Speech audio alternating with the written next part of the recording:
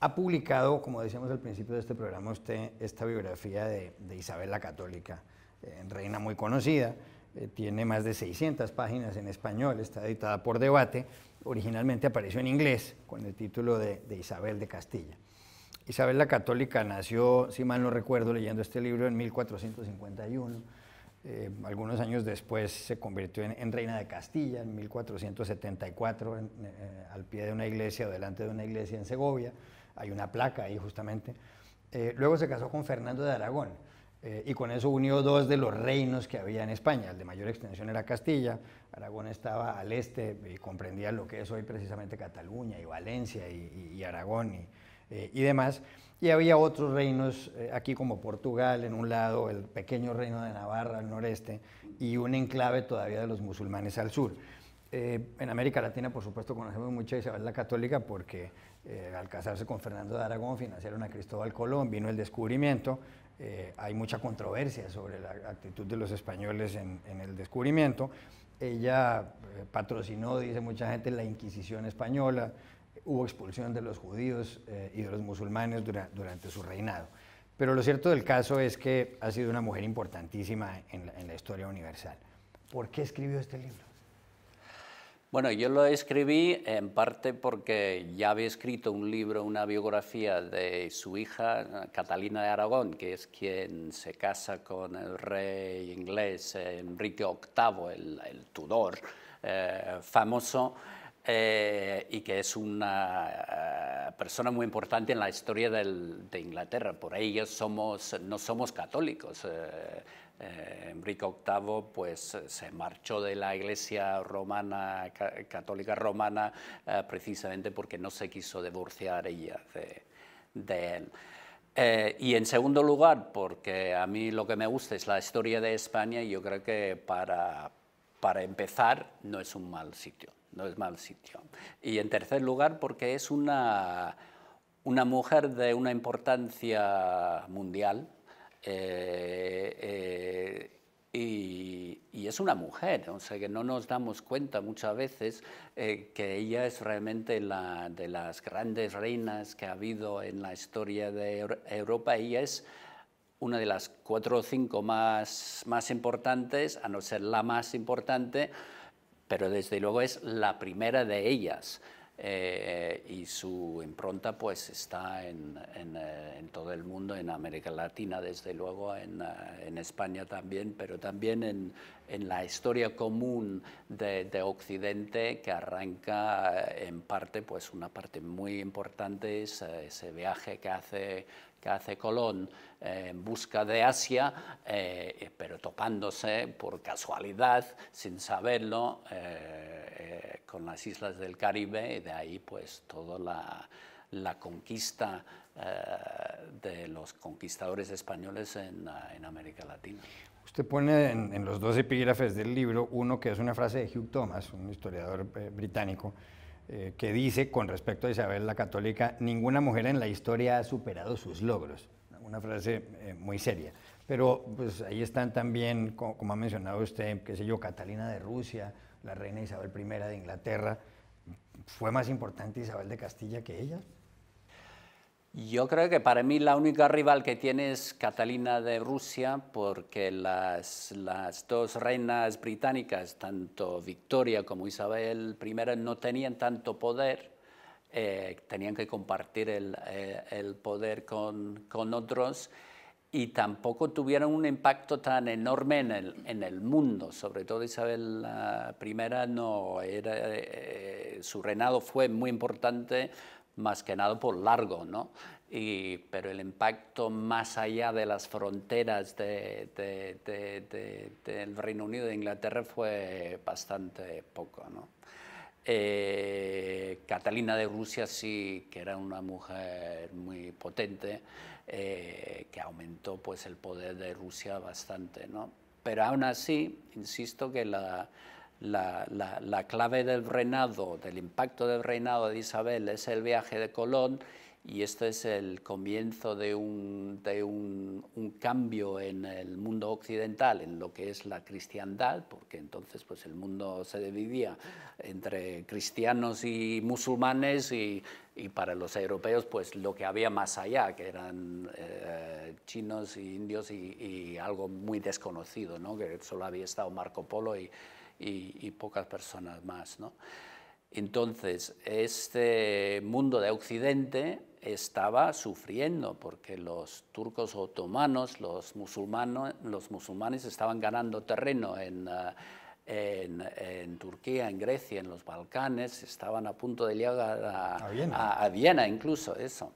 Entonces, este viaje a través del Atlántico, pues, ayuda o permite que el mundo occidental pueda extenderse por todo el Atlántico y desde ese momento ya empiezan a haber una transferencia de poder ya global a lo que son los países del Atlántico, ¿no? Y por eso los grandes imperios son primero el imperio español, luego el imperio británico y luego el pseudo-imperio norteamericano, ¿no?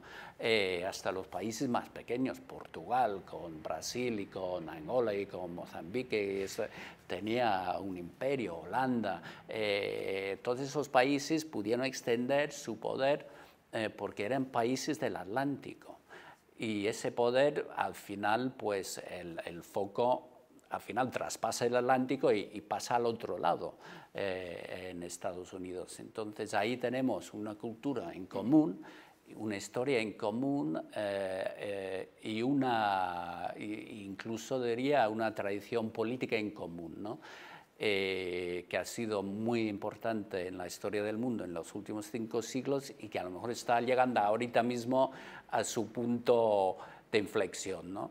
Yo creo que estamos yendo ya a una nueva época de poder en Oriente, de China, como el poder más importante del mundo, y a lo mejor estamos terminando esta fase que empezó con Isabel, con Colón y con el descubrimiento de América por parte de los europeos, y claro, con la gran matanza y todo lo que supuso para las gentes de América Latina. Y le iba a preguntar justamente por eso, por la matanza de tantos indios en la conquista de América. Se ha dicho que muchos indios murieron como consecuencia de las enfermedades que llevaron los europeos porque no tenían defensas. El sarampión, por ejemplo, y la viruela, pues se cobraron la vida de miles y miles de indios. Se ha hablado también muchísimo del genocidio, del hecho de que muchos conquistadores, Hernán Cortés en México, qué sé yo, Gonzalo Jiménez de Quesada en la Nueva Granada y en muchas otras zonas, Sebastián de Belalcázar, Pizarro, en el Perú, pues mataron a muchísimos indios. Ha habido en los últimos años, en los últimos pocos años, una serie de libros que tratan de desmontar la leyenda negra contra los españoles. Siempre se ha hablado de que los españoles pues mataron a muchos indios, pero no solamente eso, sino que cometieron atropellos aquí en Europa contra los holandeses, por ejemplo. Se ha hablado muchísimo de que maltrataron mucho a los judíos, se ha hablado del Tribunal de la Inquisición, la gente que no era católica, pues simplemente la quemaban en la hoguera. ¿Fue tan mala Isabel la Católica como lo pintan algunos, o esto podría desmontarse, como lo dicen libros como el de Stanley Payne, un historiador estadounidense, o como la de María Elvira Roca, una profesora que está ahora en Málaga, que estuvo en la Universidad de Harvard, o incluso Joseph Pérez, gran hispanista francés? Yo creo que se puede desmontar en parte, pero no del todo, ¿no? No es todo o blanco o negro. Por supuesto, ella era una mujer de su tiempo. El siglo XV nos va a parecer terrible a nosotros, que somos del siglo XXI, en cualquier parte del mundo, ¿no? Nos va a parecer salvaje, injusto, etcétera, etcétera. Por lo tanto, la expulsión de los judíos, por ejemplo, de España, pues en Inglaterra se les había expulsado 2 siglos antes, en el siglo XIII. Por lo tanto, expulsiones no eran ni mucho menos novedosos ni extraños, ¿no? Donde sí cambió la tradición de Castilla, inventó algo nuevo y para mí que merece una leyenda negra es con la Inquisición. La Inquisición no es tan terrible como se decía, o sea que en la caza de brujas en el mundo protestante se mató incluso a más personas que en las hogueras de la Inquisición. Pero lo que hace la Inquisición, en el fondo, son dos cosas que son muy importantes en la historia de España. Primero, se vuelve el Estado contra sus propios ciudadanos. Los que son los conversos, que son familias de descendencia judía, pero ya de tercera o cuarta generación, son igual de cristianos que los demás. Incluso los reyes anteriores a ella habían investigado el tema y todos habían llegado a la conclusión de que ahí no había problema religioso. Lo que sí que había era un problema social y de orden público, porque se peleaban muchas veces los conversos, los cristianos nuevos con los cristianos viejos, ¿no? Ese es un poco como un grupo de inmigrantes o de hijos y nietos de inmigrantes que son una minoría, empiezan a tener éxito y los demás se vuelven en su contra, surgen populistas, en este caso predicadores, casi todos religiosos, que empiezan a mentir sobre ellos, ¿no? E Isabel les cree, su hermanastro Enrique IV no les cree, su padre Juan II no les cree, pero ella sí.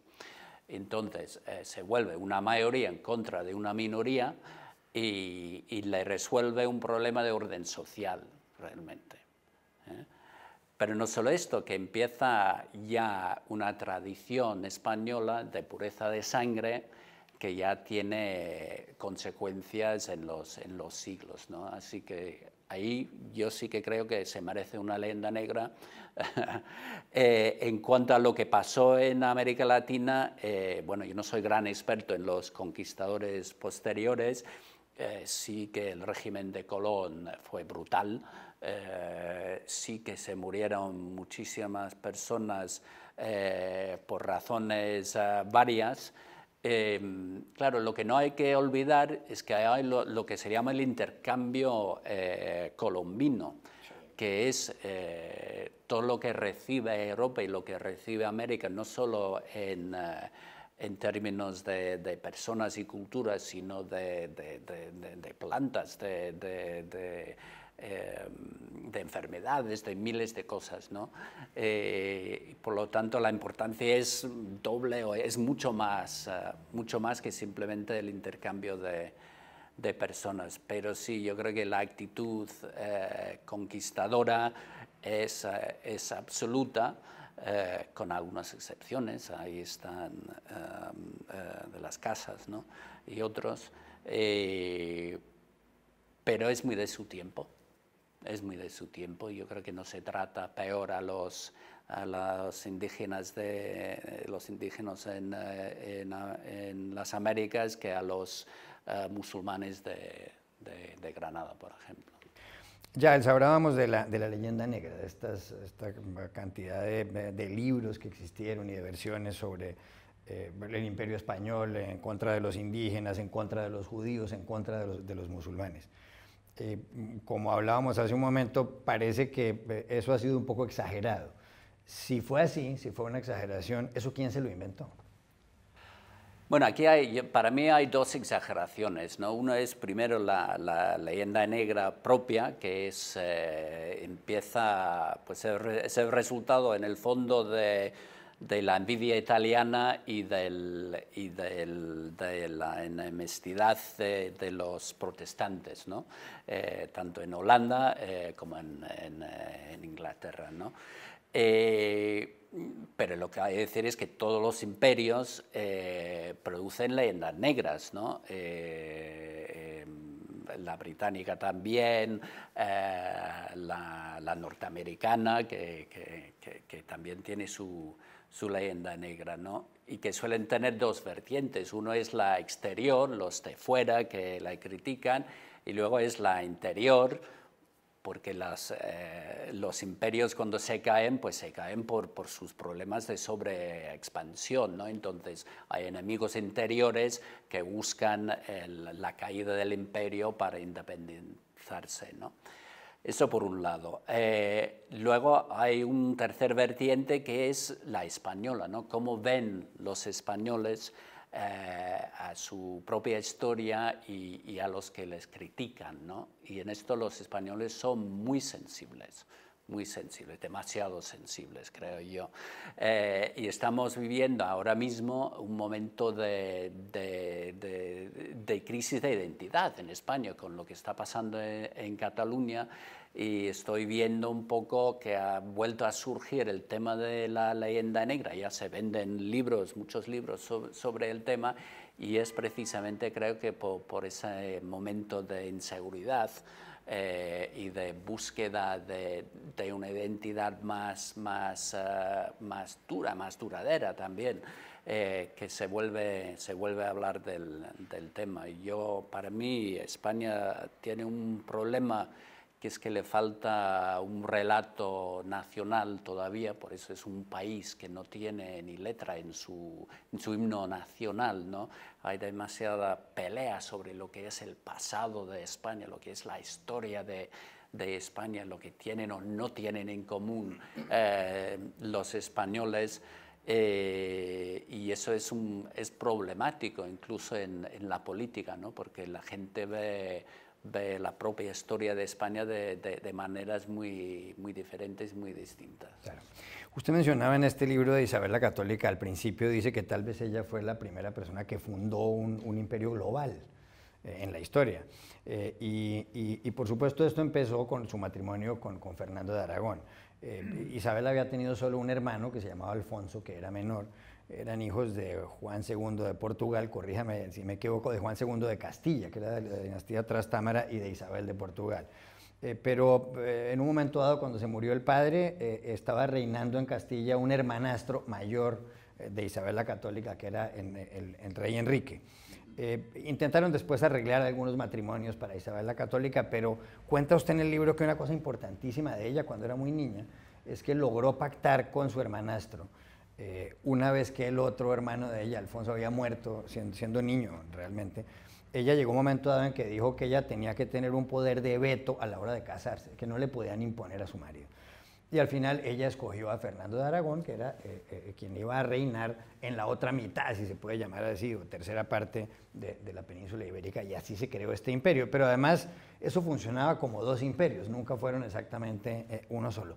¿Cómo es toda esta historia? ¿Cómo logró ella armar todo esto para convertirse en la monarca de un imperio global?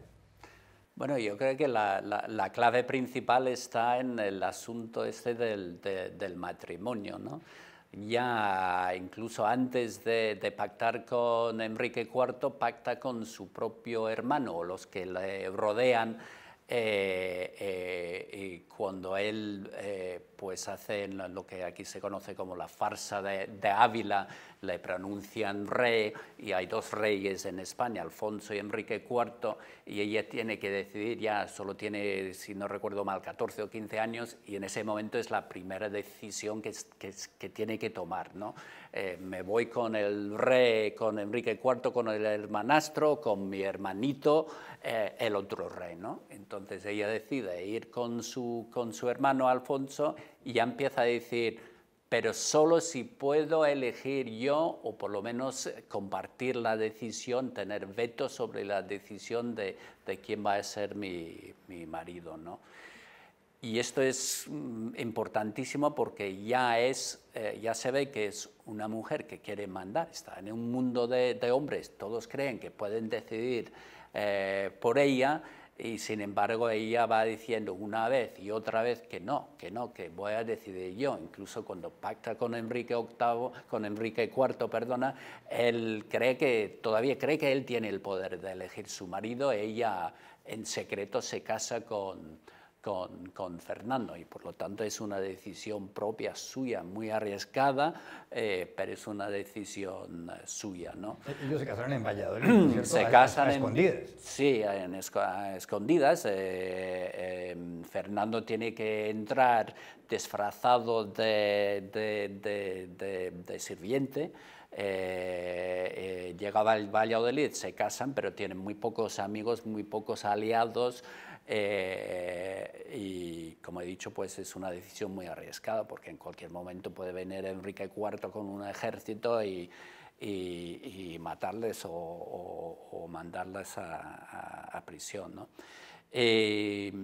Lo que pasa es que a partir de ese momento, incluso después de esto, los hombres que le rodean siguen pensando que le van a poder controlar, que van a poder mandar por ella. Incluso su marido, incluso Fernando lo cree así, y él se sorprende cuando ella es quien se proclama reina de Castilla en ese golpe de efecto, ese golpe de Estado en Sevilla, porque ella no es la heredera. En Segovia, perdona, sí, en Segovia.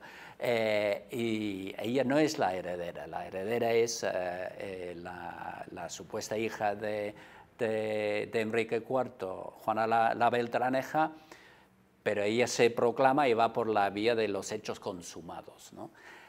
Y su marido, que no está ahí en ese momento, se sorprende y dice, no, pero si no iba a mandar yo. Y resulta que no, que se tienen que pactar una especie de monarquía dual, muy excepcional también, muy eficaz en su manera de hacer las cosas. Se entienden bastante bien, es un matrimonio político, eso sí, y se fían el uno del otro, ¿no? Y por lo tanto, pues duplican sus esfuerzos, porque la firma de uno es la firma del otro, y muchas veces no están juntos, pero están reinando dos personas a la vez, apagando fuegos, uno ahí, otro allá, y siempre respetando la decisión del otro. Y esto les lleva a una especie de eficacia brutal. Y además traen nuevos aires, ese concepto de la monarquía casi absoluta todavía no surge en Europa, todavía el poder está compartido con los nobles, pero ellos empiezan a exigir más poder para la monarquía y consiguen imponerse a los que antes hacían la vida imposible, a los reyes de Castilla, que eran los nobles, la nobleza, los grandes, ¿no? Una pregunta sobre Cataluña, porque sí. Barcelona estaba dentro del reino de Aragón, del rey Fernando, sí. pero cuenta usted en esta biografía que incluso Isabel la Católica, ella parece ser mucho aprecio por Barcelona como ciudad, sí. la capital de Cataluña, y que mediaba un poco entre el descontento, o entre los catalanes descontentos que había en ese momento, y la corona de Aragón. ¿Era así? ¿Servía ella de mediadora? Para... Se le podría llamar la primera mediadora internacional en el tema catalán, si uno quiere exagerar un poquito, ¿no? Claro, por entonces había el lío entre Cataluña y la corona de Aragón, entre Cataluña y Fernando, y cuando llegan a un acuerdo, pues los catalanes, o más bien los barceloneses, deciden que su mejor táctica a partir de ahora es hacerse amigos de ella, para tener ella como aliado y la persona que le puede susurrar cualquier cosa en el oído de su marido y ayudarles a ellos a conseguir sus objetivos, lo cual no quiere decir que a ella le gustaba el sistema de poder compartido que sí que había en la tradición aragonesa. Ella en ese sentido era mucho más castellana, todo el poder para la monarquía, ¿no? Ya 500 años después, ¿qué queda de Isabel la Católica? Porque pues ella tuvo una hija, pues tuvo varios hijos, pero una de sus hijas fue Juana la Loca, que se casó con el llamado Felipe el Hermoso, Felipe de Habsburgo, que fueron los padres a su vez de Carlos I de España y V de Alemania, el hombre que se convirtió en el más poderoso de Occidente, posiblemente en todos los tiempos. Hoy, ¿qué queda de Isabel la Católica? Uy, pues de Isabel yo creo que quedan muchas cosas muy importantes, ¿no? Se puede decir que queda España, porque España es el resultado de la unión de Castilla con con Aragón y se produce por primera vez con ella y con Fernando, luego se rompe, pero se vuelve a formar con sus hijos y sus nietos. Se puede decir que existe el mundo de habla español, por ella, por ese viaje de Colón. Se puede decir que en parte también que existe ese mundo del que ya hablé, del mundo atlántico, del poder atlántico, la OTAN, si queremos pensar en una manifestación de ella contemporáneo, ¿no? de hoy día. Y otro asunto del que se habla muy poco es que queda el resultado de lo que empezó con ella, que fue el tráfico de esclavos de África a América. Eso empezó ya en su tiempo con africanos, con esclavos que llegaban a Sevilla y luego les pasaban a América, y ese tráfico que luego pues continuó durante muchísimos años, que España formó una parte muy importante, Inglaterra también y otros que se dedicaban al tráfico de esclavos, y que luego pues sigue teniendo su impacto en Estados Unidos, en zonas de América Latina, y que bueno, pues ahí está, y hay que reconocer su papel en esto también, ¿no? Pero no tendrían entonces muchas razones para querer a Isabel la Católica, ni la gente de origen africano, o sea, ni los afroamericanos, por ejemplo, ni los indígenas en América Latina, ni los judíos, ni los musulmanes. Pues no.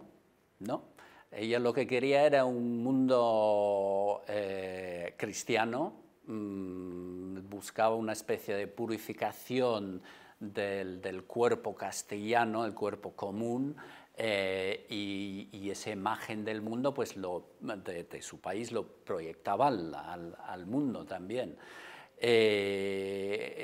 Eso sí, tenía crisis de conciencia al final de su vida con el tema de la gente del Caribe, que todavía no se había descubierto el resto del continente, ¿no? De si se les tenía que tratar como cristianos, como inocentes o como salvajes, en el sentido de que se podía traficar con ellos también como esclavos, ¿no? Y ahí sí tenía crisis de conciencia y decidió que no, que era gente o inocente, en el sentido de la inocencia del jardín de Edén, o que era gente cristiana y por lo tanto se les tenía que tratar igual que a cualquier otro cristiano. Y eso es casi lo único que le preocupa cuando termina su vida, al final de su vida, cuando se lee, cuando se lee sus escritos, su testimonio, es lo único que le preocupa. Por lo demás, no sé. ¿Es el testamento? No, en el testamento no tiene mala conciencia por lo que ha hecho a los judíos, por lo que ha hecho a los musulmanes, por haber descubierto esas islas que para ella todavía son islas, no es un continente, no sabe lo que va a pasar, pero en este tema sí que se temía que Dios le iba a juzgar mal.